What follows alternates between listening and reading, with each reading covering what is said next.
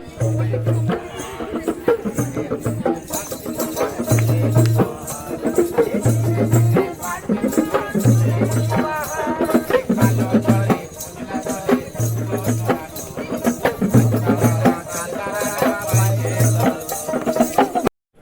beautiful people, I'm Y Choriak and welcome to my channel again. আজকে আমি আমার জীবনের একটি ছোট্ট সোলো ট্রিপের কথা আপনাদের সাথে শেয়ার করতে যাচ্ছি। নতুন মানুষদের সাথে মিশলাম, স্থানীয় লোকেদের সাথে ঘুরলাম, আরও অনেক কিছু করলাম, সেই সব কিছু থাকবে এই ভিডিওতে। আজ আমার যাত্রা শুরু হয়েছে চুচুড়া থেকে ব্যান্ডেল পর্যন্ত অটো ভাড়া নিয়েছিল 15 টাকা। আর হ্যাঁ, আমি দৌড়াচ্ছি কারণ আমার ট্রেনটা ছিল 8:40 আর এখন অলরেডি ঘড়ির কাঁটায় বেজে গিয়েছিল 8:35। আমার এখন টিকিট কেটে প্ল্যাটফর্ম পর্যন্ত যেতে হবে কারণ আমার অগ্রিম কোনো টিকিট কাটা ছিল না। এটা হচ্ছে ব্যান্ডেল স্টেশনের টিকিট কাউন্টার। এখান থেকে আমি 60 টাকা দিয়ে একটা টিকিট করে নিয়েছিলাম বোলপুর শান্তিনিকেতন। হ্যাঁ, আজকে আমি বোলপুর শান্তিনিকেতন যাচ্ছি। আপনারা যারা দিনে দিনে গিয়ে শান্তিনিকেতন থেকে ঘুরে আসতে চান তারা অবশ্যই রিটার্ন টিকিট কেটে নেবেন। এটা ছিল ব্যান্ডেল স্টেশনের বাইরের দিকটা, ব্যান্ডেল আসলে জাংশন। আমি আসলে এখনও আতঙ্কে ছিলাম কারণ অলমোস্ট 8:39, তো এই টাইমে ট্রেন চলে আসার কথা। তো প্ল্যাটফর্মে গিয়ে দেখি এখনও ট্রেন আসেনি, লোকাল ট্রেন একটা দাঁড়িয়ে আছে। লোকাল ট্রেনটা বেরিয়ে যাওয়া 2-3 মিনিটের মধ্যেই মা তারা এক্সপ্রেস চলে এসেছিল এবং এই ট্রেনে করে আমি আজ শান্তিনিকেতন যাব। বাংলাদেশ যাবে তো? অবশ্যই বাংলাদেশ যাবো। হ্যাঁ, বাংলাদেশ গেলে ঘুরে দেখাবো। ট্রেনে যেতে যেতে দাদার সাথে আমার পরিচয় হয়েছিল। দাদার মনের খুব ইচ্ছা সে একদিন বাংলাদেশ যাবে, তাই আমি বলেছিলাম অবশ্যই বাংলাদেশ বেড়াতে এসো কারণ বাংলাদেশ অনেক সুন্দর। এই ট্রেনটি একটি এক্সপ্রেস ট্রেন, এটি ছাড়ে হাওড়া জাংশন থেকে এবং এটি লাস্ট স্টপেজ রামপুরহাট জাংশন। ইতিমধ্যে 1 ঘন্টা হয়ে গিয়েছিল এবং আমরা চলে আসছিলাম বর্ধমানের ট্রেনটি 5 মিনিট দাঁড়িয়েছিল, তাই ওখান থেকে একটু সিঙ্গার এবং চা খেয়ে নিয়েছিলাম। আবারও ট্রেনটি চলা শুরু করেছিল, আমাদের গন্তব্য ছিল শান্তিনিকেতন। তো আমি একটু বসার জায়গা পেয়ে বসে পড়েছিলাম, ভিডিও করছিলাম আর এই দাদারা হাই দিচ্ছিল ভিডিও করা দেখে। অলমোস্ট 2 ঘন্টা হয়ে যাওয়ার পরেই আমরা চলে এসেছিলাম শান্তিনিকেতন। হ্যাঁ, আমি এখন দাঁড়িয়ে আছি শান্তিনিকেতনের 1 নম্বর প্ল্যাটফর্মে। যারা আপনারা হাওড়া থেকে শান্তিনিকেতন আসতে চান তারা অবশ্যই 7:30 থেকে 35-এর ভিতরে হাওড়া স্টেশনে থাকবেন কারণ এটা হাওড়া থেকে 7:35-এ ছেড়ে আসে এবং হাওড়া থেকে ছেড়ে আসার 3 ঘন্টা পর শান্তিনিকেতনে চলে আসে। ডিজাইনটা শুধু একটু দেখুন, এত সুন্দর লাগছিল আমার দেখে। এই যে সামনে দেখতে পাচ্ছেন এক্সিট, ওখান থেকে সোজা বেরিয়ে ডান দিকে গেলে আপনারা স্টেশন থেকে বাইরে যাওয়ার রাস্তা পেয়ে যাবেন। আমি স্টেশনে এসে একটা ব্যাগের দোকান দেখে আসলে আমার এত ভালো লাগছিল, এত ভ্যারাইটির ব্যাগ ছিল ওখানে। আমি যাওয়ার সময় একটা ব্যাগ ঠিকই নিয়ে যাব। তো আমি এখন শান্তিনিকেতনে আছি, সারাদিন আমি শান্তিনিকেতনে ঘুরবো। শুধু ব্যাগ না, আরও অনেক কিছু দেখার ইচ্ছা আছে এবং অনেক কিছু কেনার ইচ্ছা আছে। তো দেখা যাক কী কী কেনা যায়।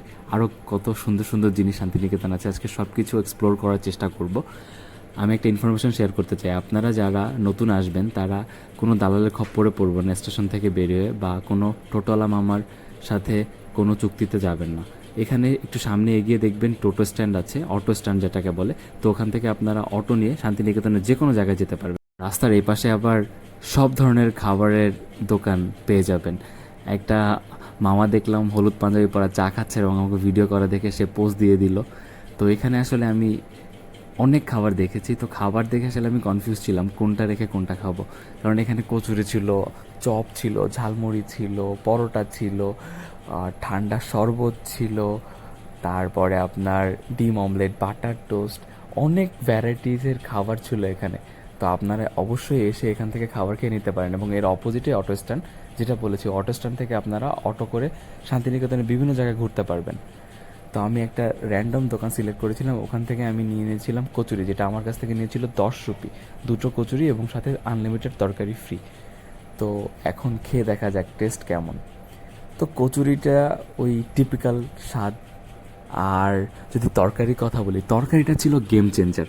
তরকারি দিয়ে আসলে লুচি খেতে এত টেস্ট লাগতেছিল, মানে আসলে অর্ধিত মনে হয়েছে। এই যে স্টেশনের পাশেই সাজানো গোছানো ছোট্ট দোকানটা, আপনারা যারা আসবেন আপনারা এখান থেকে কচুরি ট্রাই করে দেখতে পারেন, আশা করি ভালো লাগবে। খাওয়া দাওয়া শেষ করে চলে এসেছিলাম অটো স্ট্যান্ডের দিকে, কারণ এখান থেকে আমি একটা অটো নিয়ে যাব রামশ্যাম টেক্সটাইলের দিকে। হোমস্টে এখানে করতো? ও আচ্ছা, তুমি এটা হাই বলে দাও। আচ্ছা, এই দাদাটা আমাকে শাহনাজ বাজপাইয়ের হোমস্টের ব্যাপারে কথা বলছিল। আমি অটো নিয়ে নিয়েছিলাম, ওই অটো স্ট্যান্ড থেকে আমার কাছ থেকে 50 টাকা নিয়ে নিচ্ছিল। আমার ডেস্টিনেশন ছিল রামশ্যাম টেক্সটাইল, কারণ আমার কিছু কেনাকাটা ছিল। আমি ওখান থেকে শুনেছিলাম রিজনেবল প্রাইস অনেক কিছু কিনতে পারা যায়। সো আমি ওখানে যাব এবং দেখব আসলে রিজনেবল প্রাইস কিনা। সো চলুন দেখা যাক। দাদা আমাকে আরও রবীন্দ্রভারতী বিশ্ববিদ্যালয় সম্পর্কে অনেক ইনফরমেশন দিচ্ছিল। তারও একটা সুন্দর বিজনেস আছে ছোটোখাটো, সেই ব্যাপারে কথা বলছিল। তো কিছুক্ষণের ভিতরে আমি চলে এসেছিলাম রামশ্যাম টেক্সটাইলের সামনে। আমার এখন যেতে হবে ফার্স্ট ফ্লোর থেকে থার্ড ফ্লোরে, কারণ থার্ড ফ্লোরে নাকি শাড়ির সব থেকে বেস্ট কালেকশন রয়েছে। তো আমি থার্ড ফ্লোরে এসে আমি তো দেখে অবাক, কারণ এত এত শাড়ির কালেকশন। তাছাড়া মধুমতি প্রিন্ট হ্যান্ডলুমের শাড়ি, কাঁথা স্টিচ, তারপরে 1 পিস 3 পিস, আরও অনেক ধরনের ড্রেস এখানে ছিল। তো আমার দেখা হয়ে গেছিলো ছোট্ট একটা বাবুর সাথে। ও অনেক সুইট করে আমার সাথে কথা বলতেছিল, আমাকে জিজ্ঞাসা করতেছিল আপনি কোথা থেকে এসেছেন। কথা বলা শেষে ওর সাথে হ্যান্ডশেক করে ওকে বাই বলে এখন আমি চলে যাচ্ছিলাম শান্তিনিকেতনের সেই বিখ্যাত হাট সোনাঝুরির উদ্দেশ্যে। আর এই যে এখান থেকে হাঁটতে যে এত আরাম লাগছিল, এত শান্তি লাগছিল, কারণ নিরিবিলি ছিল, এত পরিবেশটা অনেক শান্ত ছিল, আর একা একা হাঁটতে ভালোই লাগছিল। হাই হাই, এই ভাইটা আমাকে সাহায্য করলো যাওয়ার সময়। ওকে, আমি আসলে প্ল্যান করেছিলাম I ask I stranger for lift, এবং আমি দেখলাম একটা ভাই বাইক নিয়ে আসছে, ওকে থামালাম এবং বললাম তুমি কি আমাকে একটু সোনাঝুরি হাট পর্যন্ত নামিয়ে দেবে। তো আমাকে বললো উঠে বসুন। আমিও নির্দ্বিধায় উঠে বসলাম। এটির নাম ছিল অরিন্দম। আই রেসপেক্ট অরিন্দম, কারণ ও নির্দ্বিধায় সাহায্যের হাত বাড়িয়ে দিয়েছিল। Thank you so much for the lift and ভালো থেকো তুমি। ওকে, আর আমার চ্যানেলকে সাবস্ক্রাইব করে দিও। হ্যাঁ, ঠিক আছে, ওকে। এখন আমি চলে আসছি সোনাঝুরির হাটে, সেই বহুল প্রতীক্ষিত সোনাঝুরির হাট। আমি এর আগেও এসেছি একবার।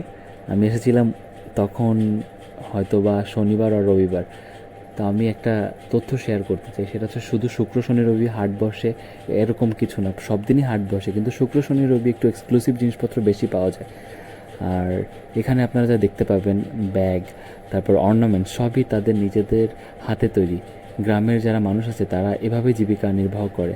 তো আপনারা যারা এখানে আসবেন তারা অবশ্যই কিছু না কিছু নেবেন, তাতে করে তাদেরকে একটু সাহায্য করতে পারবেন আপনারা। এখানে এত সুন্দর ব্যাগ ছিল, এবং আমার একটা দাদার সাথে দেখা হয়ে গেছে। দাদা বললো যে আমি তোমার চ্যানেলকে সাবস্ক্রাইব করে দিচ্ছি। পিপল আর সো গুড। এখানে যে অর্নামেন্টসগুলো দেখতে পাচ্ছেন, অর্নামেন্টসগুলো মানে তাদের হাতে তৈরি। ব্যাগগুলো এত সুন্দর, মানে আসলে কল্পনা করা যায় না তারা নিজেদের ভাগ্য পরিবর্তন করার জন্য এত কঠোর পরিশ্রম করে যাচ্ছে। এই সব কিছু তারা নিজের হাতে তৈরি করে। আই মাস্ট সে, এখানে আসলে আপনারা আসলে কনফিউজ হয়ে যাবেন কোনটা ছেড়ে কোনটা নেবেন, কারণ এখানে sari, 1 piece 3 piece, skirt, blouse, panjabi, kurti, pyjama, এত সুন্দর সুন্দর ব্যাগ, তারপর অর্নামেন্টস, হস্ত শিল্পীদের হাতের এত সুন্দর সুন্দর কাজ, মানে বলে বোঝানো যাবে না এত জিনিসপত্র এখানে আছে, এত ভ্যারাইটিস আছে। আর শাড়ির ভ্যারাইটি দেখলে তো মানে আরও কনফিউজড হয়ে যাবেন আপনারা। আর এত দোকান বসে, শুক্র শনি রবিবার তো এই হাটে দাঁড়ানোর জায়গা থাকে না। আর এই যে এত সুন্দর সুন্দর ব্লাউজ, মানে এই ব্লাউজগুলো অনেক সুন্দর। এখানে খুব রিজনেবল প্রাইসে শাড়ি পাওয়া যায়। শুধু শাড়ি না, অনেক কিছুই এখানে দাম খুবই কম, খুবই রিজনেবল। ব্যাগ, তারপর আপনার সুন্দর সুন্দর এই যে তাদের হাতের তৈরি যে জিনিসপত্রগুলো, সেইগুলোর দামও এত কম, সব হাতের নাগালের ভিতরে। তো সাধারণ মানুষের জন্য এই যে এই হাটটা এত বেশি হেল্পফুল, তা আসলে বলে বোঝানো সম্ভব না। আপনারা যারা নতুন নতুন জামা কাপড় কিনতে পছন্দ করেন তারা অবশ্যই আসবেন এখানে। এখানে মানে একটা খাজানা বলতে পারেন আপনাদের জন্য, যারা শপিং ভালোবাসেন। আর এখানে আসলে যে দাদারা এইভাবে শাড়ি খুলে দেখায় যে তাদের কাছে আসলে কোন ধরনের শাড়ি আছে, আর তাদের ব্যবহার এত ভালো, তারা কখনো শাড়ি খুলে দেখে, কখনো তারা মানে ক্লান্ত হয় না। আমি যে কয়টা দোকানে গেছি সবাই আমাকে শাড়ি খুলে খুলে দেখিয়েছে। আর এই পাশে ছেলেদের পাঞ্জাবি, মেয়েদের কুর্তি, তারপরে বেডশিট, বালিশের কভার, মানে কি নেই এখানে। মানে আমি আসলে এসে আগেরবার এত বেশি ঘুরে দেখিনি, কিন্তু এবার আসলে ঘুরে দেখে বুঝতে পারছি আসলে কত কিছু আছে। আমি এই দোকান থেকে কিছু শাড়ি কিনেছিলাম, আর এই দোকানের শাড়ির কালেকশন দেখে আপনি অবাক হয়ে যাবেন। মানে বেগমপুরি, তারপর মধুমতি প্রিন্টের হ্যান্ডলুমের ভিতরে সিল্কের শাড়ি, কি শাড়ি নেই আসলে আমি বলে বোঝাতে পারবো না। এই দাদার সাথে আমার খুব ভালো বন্ডিং হয়ে গেছিলো, তো আপনারা হয়তো বা দেখলেই বুঝতে পারছেন দাদার সাথে আমি হাসতে হাসতে কথা বলছিলাম। এই দাম দিয়ে একটু হেরফের হচ্ছিল আর কিছুই না, কিন্তু দাদা আমার জন্য অনেক করেছে। সে খুব রিজনেবল প্রাইসে আমার কাছে শাড়ি বিক্রি করেছে, and I am grateful for that. আপনারা আসলে এই দাদার দোকান থেকে নিতে পারেন। দাদার নাম মাহবুব।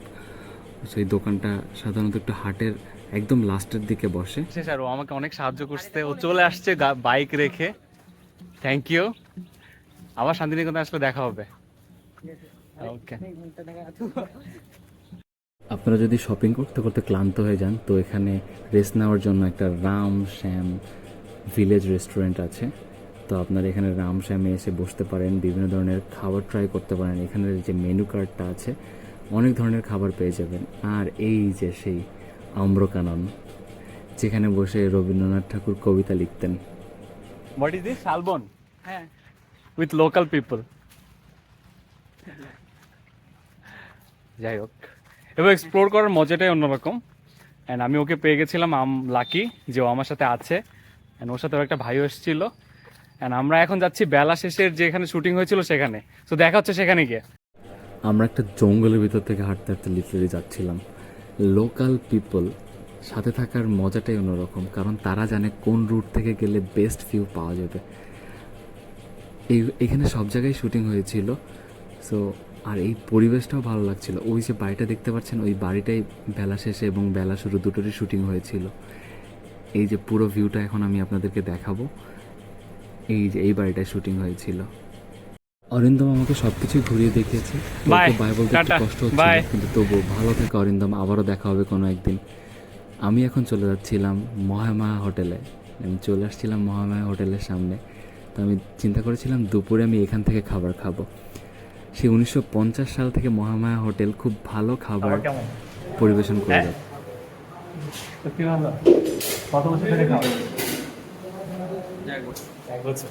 দাদা তো বললো খাবার ভালো, আমরা ট্রাই করে দেখবো খাবার কেমন। আমার তো খাবার দেখেই ভালো লাগছিল। এই যে এটা হচ্ছে বসার পরিবেশটা, এরকম খুবই ভালো অ্যাম্বিয়েন্স। খাওয়া যাক, খেয়ে দেখা যাক আসলে কেমন লাগে।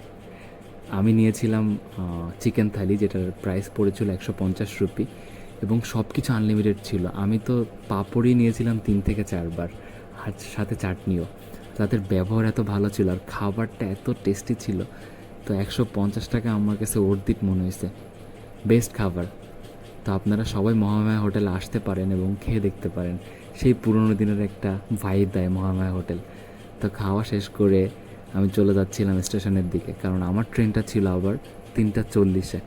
তো সেই মা তারা এক্সপ্রেসে আবার ব্যাক করবে রামপুরহাট থেকে। সো সেটা 3:40-এ শান্তিনিকেতনে ঢুকবে। সো সেটা আমি খবর নিয়ে বাসা থেকে বেরিয়েছিলাম, এবং আমি টিকিট কাটতে ভুলে গিয়েছিলাম, রিটার্ন টিকিট কাটিনি। তো আমি এখান থেকে রিটার্ন টিকিট কাটছিলাম।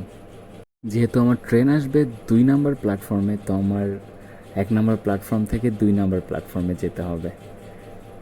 তাই আমি হাঁটছিলাম, কিন্তু খাবার পরে হাঁটাটা একটু বেশি কষ্টকর মনে হচ্ছিল, কারণ 150 টাকার যে প্লাটার ছিল বা যে থালি ছিল, সেই থালিতে আসলে খাবার এতটাই ছিল, মানে আনলিমিটেড বলতে পারেন। তো সেটা খাওয়ার পরে আসলে নড়া যাচ্ছিল না। বল দিজিয়ে। ওকে, থ্যাংক ইউ। ট্রেনের জন্য অপেক্ষা করতে করতে আরও একটা দাদার সাথে দেখা হয়ে গেছিলো। নির্ধারিত সময়ের 2 মিনিট লেটে আমার ট্রেনটি ঢুকেছিল। 3:40-এ ছিল, 3:42-এ ঢুকেছিল। সো আমি তো খুশি হয়ে গেছিলাম। তারপরেও আবার কিছু দাদাদের সাথে দেখা হয়েছিল, এবং আমি যাওয়ার সময় সিট পেয়েছিলাম। তো আমার ছোট্ট সোলো ট্রিপটা এখানেই শেষ হলো। আবার দেখা হচ্ছে নেক্সট কোনো ভিডিওতে। ততদিন ভালো থাকুন, সুস্থ থাকুন, টাটা, বাই বাই।